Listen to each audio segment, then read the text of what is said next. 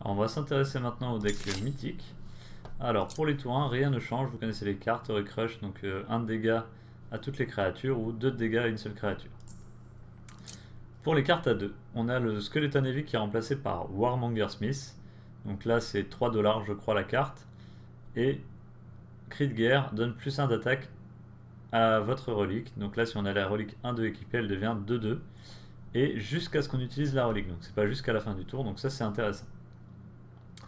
Ensuite, on remplace les Blade Master. On va retrouver le nom rapidement, j'ai un doute. Les Blade Caster, pardon, les Blade Caster par 2 Valka Captain. Valka Captain, qui sont 3-2 pour 2 et qui vous équipent d'une arme 1-1 et 2-1 si vous êtes Frenzied. Les tours 3, rien ne change. Les tours 4, Viking Longship, donc Blitz, il peut attaquer dès qu'il rentre sur la table.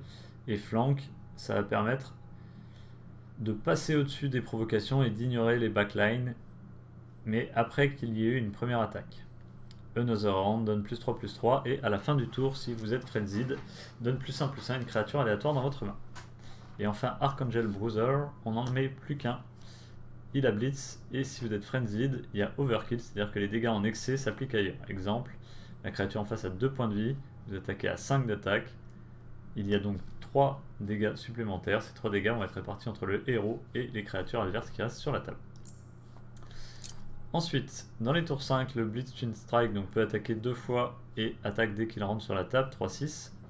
Le Red Fume Serum, petite nouveauté dans le deck mythique, donne à une créature +5/+5, mais par contre brûle de 1 à chaque tour.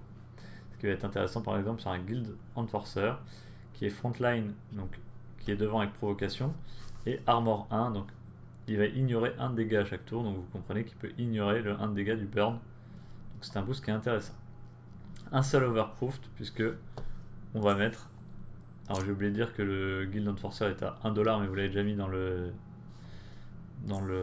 deck intermédiaire, et Soul Survivor donne +3 d'attaque à une de vos créatures, puis effectue des dégâts égaux à la force de cette créature à toutes les autres créatures, les vôtres y compris.